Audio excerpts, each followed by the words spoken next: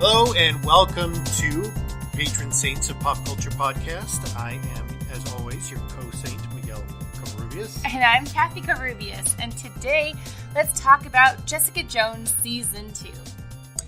Of course, if you haven't yet binged the entire Season 2 yet, like we did, we had to It was really long. So. Yeah, it was 13 episodes, which for a Netflix Marvel series, it is a little bit longer, which is good because they did actually have content to fill up the entire second season here, instead of where like Defenders or Iron Fist, where they were just kind of throwing in episodes that didn't really need to be in there. But anyway, before we get into that, there is a spoiler alert, of course, because we are going to be talking about the entire season. I am particularly going to be talking about the last episode of the second season. So, of course, spoiler alert for what we're going to talk about. If you have not yet seen it, go watch something else or go watch it and come back and listen to another one of our podcasts. Yep. So, let's jump into our review and summary. Okay. So, my brief summary of the series is that Jessica encounters her past a little bit further, in more ways than one, and her past comes back to bite her. Okay. All right. My summary. Jessica is, in my opinion, more like forced to investigate her past by the people in her life. Because apparently she needs something in her life to fill a void or something. I don't know. But she goes down this rabbit hole. Her friends make poor decisions. She makes poor decisions. Other people make poor decisions. And it ends. Okay.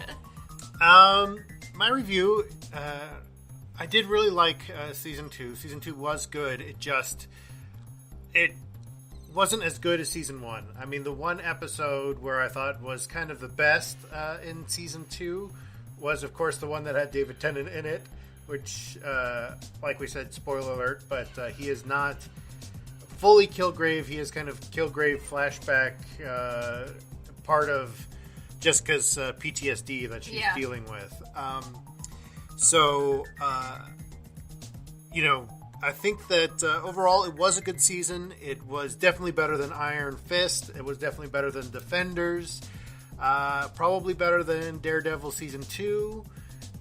Was not better than the first season of Jessica Jones or Luke Cage. Yes. Let's see. I enjoyed it. Well, I should say I liked the second half better than the first half. I thought the first half was a little bit on the slowish side, and there were a few things that they brought up in the series that either they didn't explore enough or they just kind of like almost like forgot about it, like whatever, and just kind of moved on.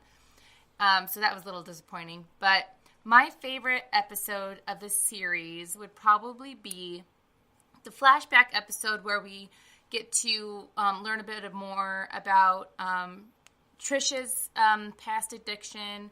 We also learn about how Alias investigations came to be, kind of, like in name-wise, and why Jessica really is, the sourpuss that she is. And it was probably because her boyfriend, who her mom killed, really liked the show Alias. Because he kind of used the same font without the whole label type thing on the A. I think that was probably just some, creative person in the background throwing in. Like a wink to Alias, to J.J. Abrams' Alias. Yeah. But, overall, I won't probably watch the whole series again, but I'll probably go back and watch an episode or two again. Okay. Like I said, I really wanted to talk about the final episode of this season, and the reason why is because there was one line that I think defines the entire season for Jessica, for every other character, and I think the themes throughout were kind of evident for some of those things, but I'll get to that in just a second. But this one line I think sums it all up. Is it took someone coming back from the dead to make me realize that I was dead. And in the speech that it's a part of, Jessica's talking about her connections, that she had no connections. She spent her life being a loner and wanting to be a loner. And what I think Jessica realizes throughout the season of getting to know her mom a little bit more, of getting to know the other characters a little bit further, is that everyone needs connections. That everyone needs just something in their life to kind of tie them to life, something to help them, as she put it, to give a bit about her fellow man. I did censor that a little bit, of course, but of course Jessica uses a different language. But we're a podcast that we try not to be as potty mouthed as the things that we watch. As he's looking at me. I am just looking at you because I could feel you giving me that stare of why are you saying this. So anyway, I think this is very parallel with that parable that Jesus gives in one of the Gospels about Lazarus and the rich man, where at the end of this parable, there's the rich man and Lazarus both die, and he sees that Lazarus is up in Abraham's bosom, and the rich man is in kind of this hell area, and the rich man begs Abraham to send Lazarus back to tell his family about what's after life, so that they can turn their life around, so that they can end up in a good place, and he says, Abraham says to him, they wouldn't believe even if someone came back from the dead to give them the message. And the reason why I bring this up is because I think these themes are brought up throughout the entire season. You have somebody saying, "Don't make me a martyr," and then she says, "If you want that, go look here." And then Jerry kind of explains it as says it's a church. She's talking about Jesus. Mm-hmm. There are other callbacks to religion. There's other callbacks to Jesus throughout the entire series. But I think that this line kind of sums it up. There is that it took someone coming back from the dead to make me realize that I was dead. And it wasn't like a literal coming back from the dead, unless you consider her mom. She did think her mom was. Well, no, they did. Didn't they die? Sort of. But not really. Or like they were close to being dead. They were close to being dead. I don't know. My understanding was that they did die and they were brought back to life, but I don't know. And I think this is evident for us with the theme throughout seeing this, is that it shouldn't take something miraculous like this to show us that we do need connections in our lives. That even the smallest connections can keep us from doing some of the weirdest and the stupidest things that we can possibly do. Yep. And, for instance, this is with Trish. She had a great guy. Griffin, whatever his name is, really, he was in love with her. That his entire thing was about being careful for her. And you kind of get these hints that he really isn't on the level, and it comes out that no, he really was on the level. He was just trying to plan this whole engagement surprise party thing. Yeah. Like we thought that he was like part of the villain plot, but he wasn't. No, unless you think engagements are villainous. They can be. I guess they can be. But that connections really bring life to you, and I think this is seen throughout with the way that Malcolm interacts with both Jessica and with Trish. How Malcolm interacts with everyone is that Malcolm is trying to get his life back together, but he just in a sense ends up using them. And I think this is very evident in his line. His one line to Trish is where he says, "No, you have a hole in your soul, and I have a hole in my soul, and we shouldn't keep trying to fill that with each other." And they end up doing so anyway, and it ends up hurting him. because of Trish is kind of a little more needy for something. So yeah, well, she's being an addict to a weird inhaler drug can do weird things to you, I guess. Yeah, but you saw that the connections bring life. That at the end, that Malcolm, I guess, was a little bit remorseful for what he did to Jessica and with everything else. But I think at the end he was kind of happy because he was building connections. He was building connections with Hogarth, with the other PI, with he is finally getting his life back on track, and is finally figuring out that using people isn't the right way to go about making connections. And he was definitely trying to use Jessica, to further himself. Yeah, but every time that she would fire him and he would come back to work, he wasn't going anywhere. So even with him using her, it wasn't helping him out in the end. And I think this is also evident with Oscar, with at the end when she shows up at his place, and with his son, when they invite her to, she just kind of invites herself to dinner, but it's a standing invitation. And she sits down with them, and you can see her smiling. And I think this is the first time that you see a genuine smile on Jessica Jones's face. I think Kristen Ritter does a fantastic job of being able to convey true emotions in her acting. Mm-hmm. Where, in other times you could tell it's just kind of a sly, whatever, sarcastic smile. And in those scenes, you see kind of a more genuine smile of actually laughing at the kid at dinner and being, just there and present in the moment. And I think that throughout that picture, I think is a great picture to end the series, the season on, because you see that she's finally beginning to understand connections, finally beginning to see that it wasn't their connection to her that caused the other characters' deaths. Yep. Like her family, her previous boyfriend, that the connections really do bring life to her. And for us, I think this is something that I'll get into here in a little bit in our principles section. But for me, I think this is really important because I think that even as a police officer said in the final episode, was it in the final episode or second to last? I can't remember. It was probably the final episode. That he said that connection, that bond between mother and daughter is really strong, even if they are batshit crazy. Oh, I said the word. Oh well. That's okay.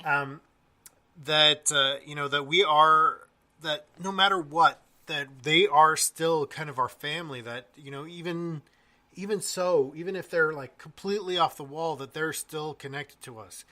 And even as much as we want to discount our family, maybe our parents or whoever, that they are still a connection to us, and they are a connection to our past, they are a connection to who we were before, even if they want to see that in a shaded, in a different view than the way that you see things. Oh yeah, well, and look, her mom kept on, saying, "Oh no, that's not how it was. It wasn't really like that." And Jessica's like, "What are you talking about? Yes, it was." We see that a lot in a parent-child dynamic. Yeah. A lot of times, I'll bring up something to my parents, and I'm like, "Oh yeah, do you remember XYZ?" And they're like, "Actually, it happened ABC." And I was like, "Oh, okay. That's not how I perceived it to be." So, that was kind of an interesting dynamic there as well too, because that happens in real life. Well, I think that I think your perspective is still even valid in those instances as well. Mm-hmm. Is that whereas your parents may have seen things going this way, that you saw things going another way, and that your way might actually be a silver lining that they needed for that. And I know that with each of us, we all have things in our past. We all have that past that kind of weighs heavy on us, that we don't really want to write our future, but we end up letting it write our future anyway. Yeah. And I think that those connections can, in a sense, bring us life, but also bring somebody else life. Like, for instance, a mom who says that maybe you didn't like to read when you were younger, And you're like, no, I did like to read. I just didn't like to read what I was required to read. Mm-hmm. Is that might give her your mom a new perspective on your reading as a kid, is that, you did like to read things that provided a better narrative than what was given to you. And so I think that those connections are very important to everyone's life. Yeah. Pretty much. Yeah, absolutely. And like I said, this is very evident throughout the theme, because I think the theme is kind of both that and the lack of connections that people had with each other throughout both season 1 and season 2, which was that everybody used each other. And this is very true to our modern society, is that we do very much just use each other for what we can get from each other, instead of actually being there, actually being a friend. And you saw there were true connections between Trish and Jessica, especially that rooftop scene in the flashback time when she was dealing with her addiction at that time. You saw it with Trish and her mom sometimes, when they actually did kind of connect, rather than just being that using of Trish to make herself look better, or Trish using her mom to get clean, or whatever. Using her mom for her mom's connections. Yeah, her mom's connections, and I think that everyone kind of used each other throughout the series. Like, Inez used Jessica and Malcolm to get off the street, and then into Jerry's place, and then she used Jerry. She really manipulated Jerry, and then Jerry used Inez to get back at the healer guy. The only one that seemed really kind of not that way was Wizard. The Wizard was kind of... I'm really sad he died so soon. I know. Like he said, I think with great power comes great mental illness. Mm-hmm. It's like he knew that he was ill. He knew that he couldn't really form genuine connections. And I think that's the reason why he stayed out of society, was because... why he chose a mongoose. Why he chose a mongoose. Besides the fact that it was a callback to his comic book roots. Yep. But I really think that it's very true for those of us who struggle with mental illness. It really is hard for us to find connections with people who can understand us, who can understand where we're coming from, how we deal with just the stuff that we deal with on a day-to-day basis.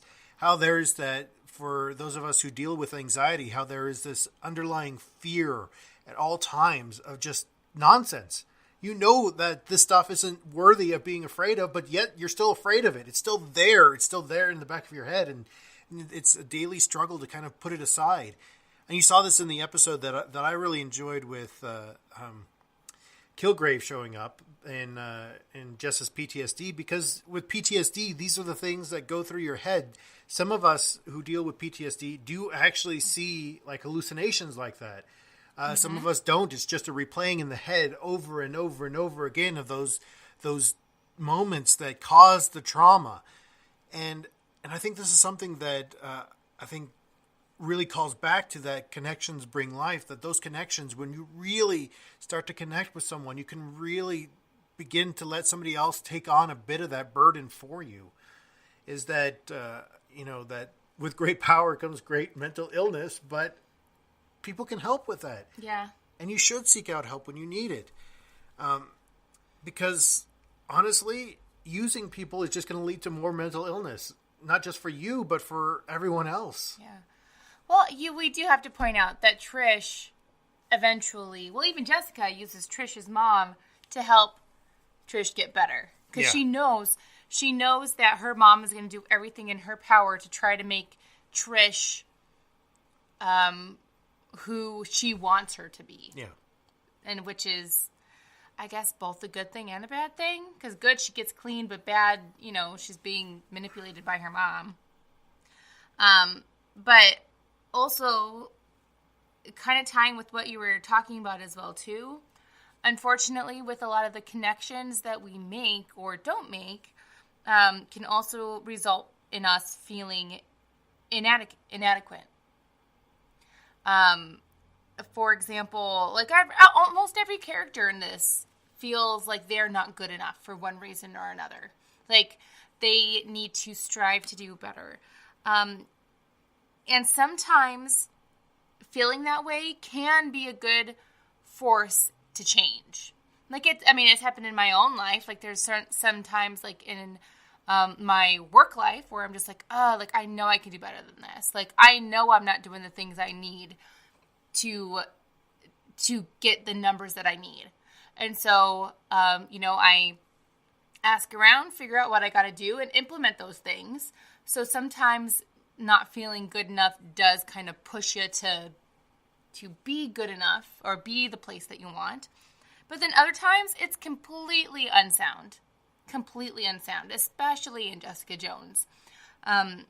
So first of all, with Trish, like her constant need to feel in power, to feel in control of what's going on in the situation, which ultimately results to her being an addict again, because the inhaler itself has some kind of like adrenaline rush thing.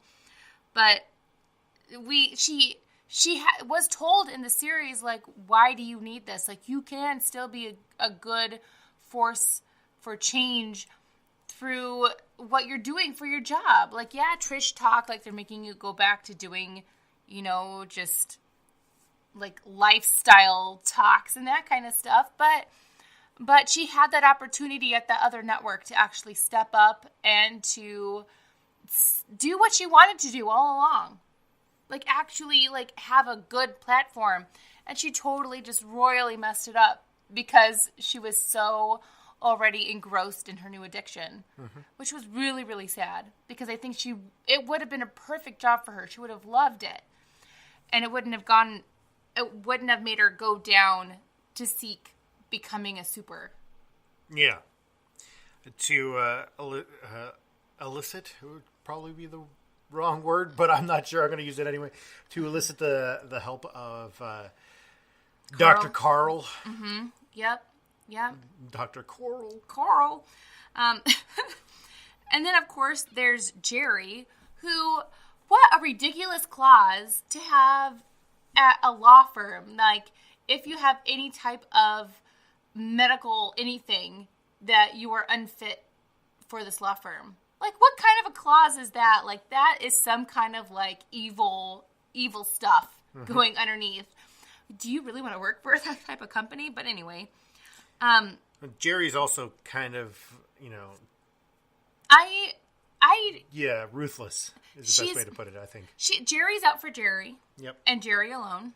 Mm-hmm. And she's manipulative as F. Like, she is. See, I censored myself. Did you like that? Yeah, that was good. Thanks. She can still be I'm using good in terms of, like, her job. She can do her, like, job well. Not necessarily being a good lawyer in terms of doing the right thing, but she can be a good lawyer in terms of, like, being able to make money and win cases and that kind of stuff, even with ALS. Mm-hmm. I mean, how many people do we know who have ALS who are, like, experts in their field, like, are constantly making strides in the work that they do? But yeah, she has ALS and she's like, oh, I'm done. Like, I just need, like, I don't know what to do. Like, she goes to her doctor and says, hey, you should kill me. And her doctor's like, no, I'm not going to do that. But then that leads her to this whole other bad path of trying to use somebody to find this, like, mystery kid who can't really heal her. Yeah. But I guess it almost was good for her, too, because when she was under the impression that she was healed, like, she kind of picked herself up out of the funk. You know what I mean? Yeah. And so she was doing better. She felt better. And I think that once she realized that she wasn't actually healed and, she was being manipulated herself. Yeah. But she realized, hey, like, I'm not done yet. Like, I can still do stuff. I'll practice yoga, because yoga, from what I've done a little research on it too, like, helps a little bit with the symptoms, in terms of like relief and that kind of stuff, at least for the minor stages. So she's doing something, I think she's realized it's not as bad of a sentence as she's played it out to be. ALS in itself is awful, awful disease, but if it hasn't stopped other people in the past, it shouldn't stop her. Yeah.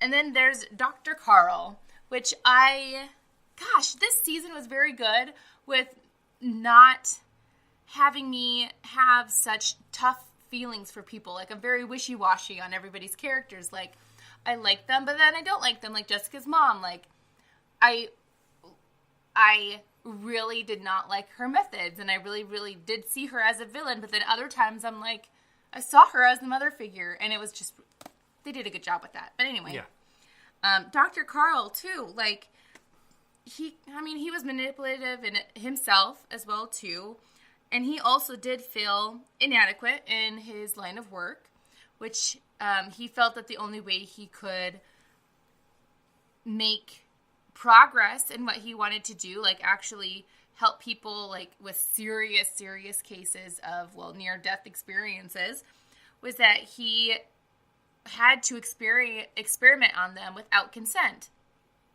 which didn't have to be done.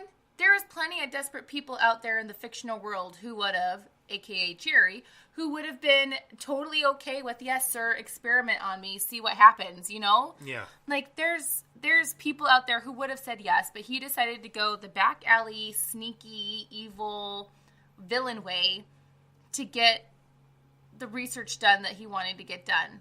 Yeah. And really, he did want to be, I think he really did deep down want to save lives and want to be a good doctor. I think he really did. And I do think that he had good intentions at the beginning that was warped near the end, because he was so adamant in making sure that he got the task done at hand, get the results that he wanted. But really, he didn't have to be awful about it. So all in all, like, that feeling of inadequacy, like, really sucks. I think everybody can attest to that. Like, there's times all of us have felt inadequate in what we're either tasked to do or just our general lives, just feeling like we aren't doing like what we should be or what we could be doing. And it does lead to a lot of depression and even loneliness, because we end up pushing people. We push it. What drives me just, I don't know. It makes me shake my head when the feeling of being inadequate makes you want to separate yourself from the people who are trying to tell you that you're not inadequate. Yeah. And it's just a human thing that everybody does. Like, no, I feel this way. I don't want you to tell me how good I am, because I don't think I'm good. Well, to play devil's advocate on that is that there is a time for mourning in that. There is a time for feeling bad about yourself. And that's okay. It's okay to feel that. It's okay to feel like you are inadequate. It's okay to feel like you're not meeting up to your own standards of perfection. And yes, it can drive you to do good things, but it also, I feel like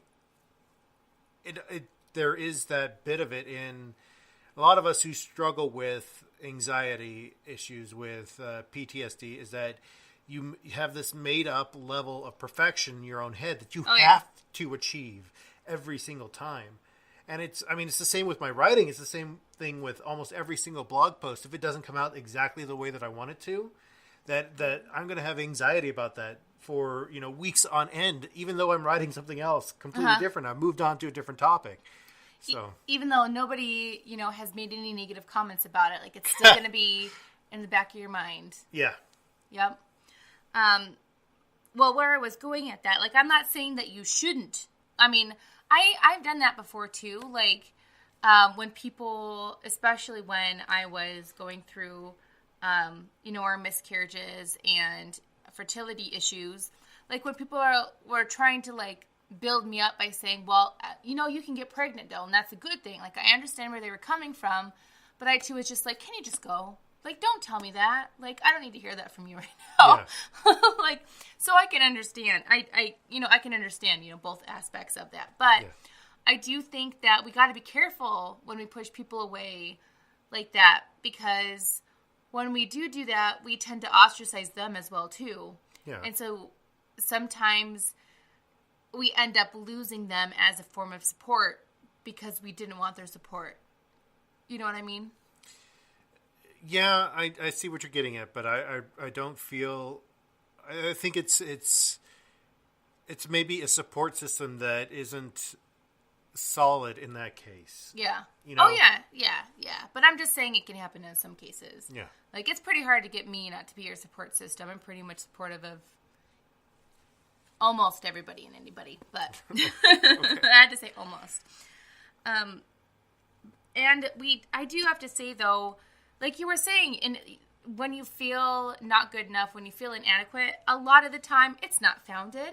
Yeah. Like you were saying, like you worry about your ratings and that kind of stuff, but then you don't hear people coming back at you saying, "Oh, you're such a terrible writer. You suck." like you don't. If that were the case, you would have that all the time. You know what I mean? Because people are mean, but you don't. So there you go. So no news is good news. No news is good news. Nobody replying is good news. Or it just means that nobody reads. Yeah. Well, and even, like, I don't know, even parents, like, they'll feel inadequate a lot, in what they're doing. But it is unfounded. I mean, as long as you are trying to put a good amount of effort in, as long as you're trying to be the best you can be, that's what really matters, when we boil down to it. So, I don't know, that's just my 2 bits. And it's okay if you want to do better. Just make sure that you do it in a healthy way.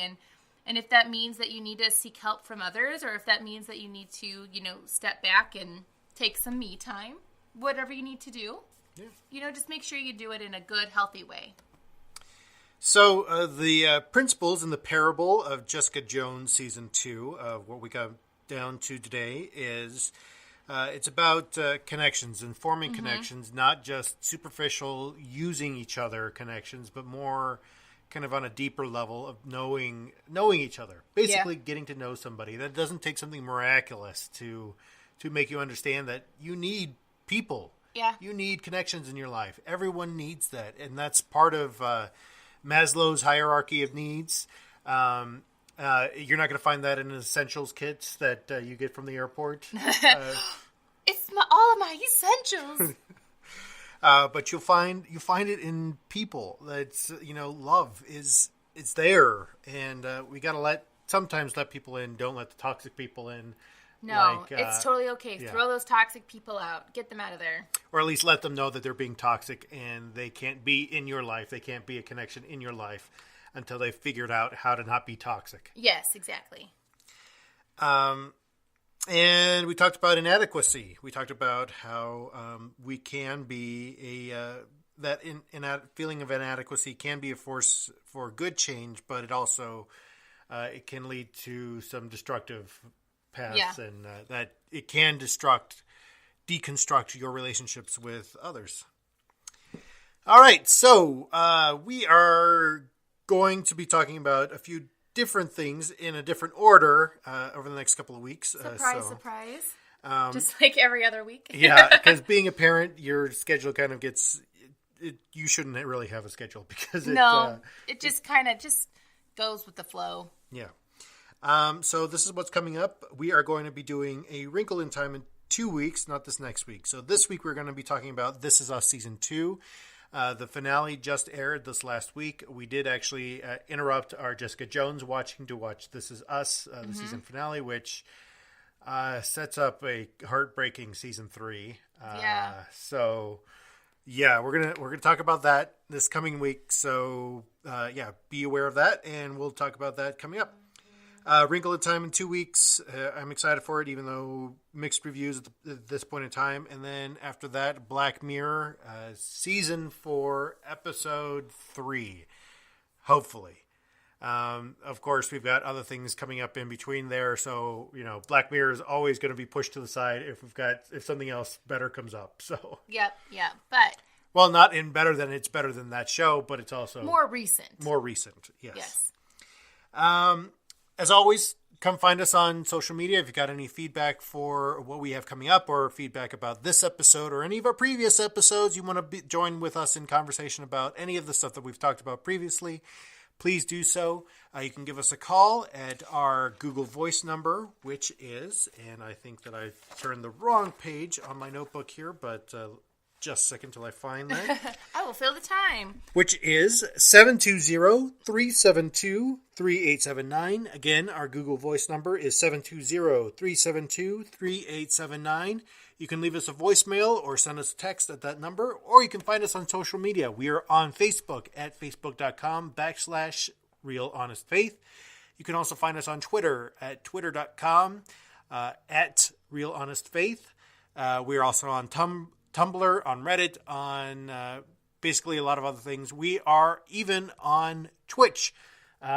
So we decided that since our Twitch streaming it's not the best quality at this point in time. We're working on it.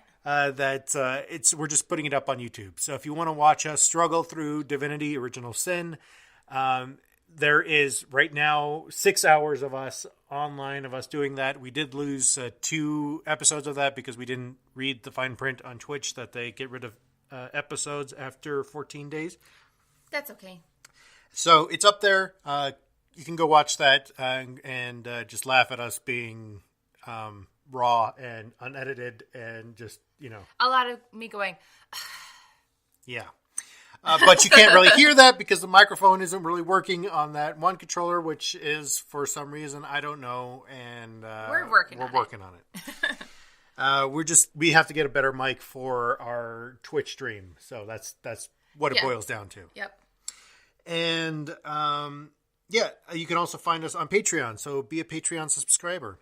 And with all of those, you can also find us on all of your favorite podcast medias.